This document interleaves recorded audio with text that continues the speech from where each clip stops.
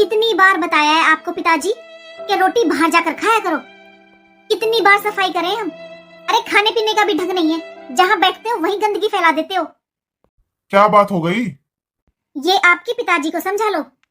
इनसे कितनी बार कहा है कि बाहर जमीन पर बैठकर खाना खाया करो, पर इन्हें तो पलंग चाहिए। कल मैं तो थी नहीं यहाँ, थोड़ी देर के लिए बाहर क्या चली गई, सोफे पर बैठकर रोटी खाई, पूरे सोफे का कवर गंदा कर दिया। अब आप बताओ घर में कितने काम होते हैं, ये और एक काम फैलाते घूमते हैं। पिताजी, आपको शर्म आनी चाहिए।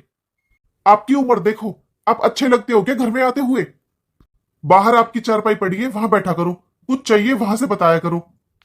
ठीक है बेटा, ला लस्सी ला दे एक गिलास, मैं बाहर बैठकर खा लूंगा। डॉक्टर ने मना किया है ना आपको दही लस्सी खाने के लिए।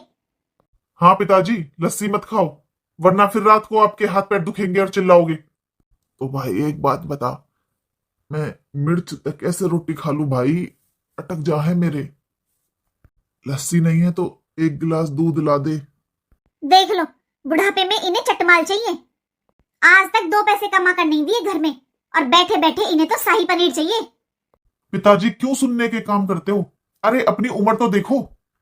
पूरी जिंदगी आपने चटनी से रोटी खाकर निकाली थी, और आज आपको शाही पनीर चाहिए। इतनी उम्र पर दूध दही झिलते नहीं है पिताजी, इसलिए मिर्च से रोटी खा लो, सही रहोगे। कविता जी, एक गिलास पानी ला कर दे दो इन्हें। देखो पिताजी, अब मेरे बेटे की शादी हो चुकी है, ये घर अब बहू बेटियों का है, तो आप ऐसे ही कभी भी घर में मत आया करो। बाहर गेट पे खड़े होके बेल बजा दिया करो, कुछ चाहिए तो बाहर से बता दिया करो, क्योंकि ये घर अब बहू बेटियों का है।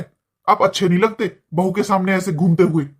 अरे कितना ही समझा लो इन्हें, इन पर असर नहीं है। बुढ़ापे में दुनिया राम का नाम लेती है, और ये बहू बेटियों को झांकते फिरते हैं। अब तू बता मैं क्या करूं?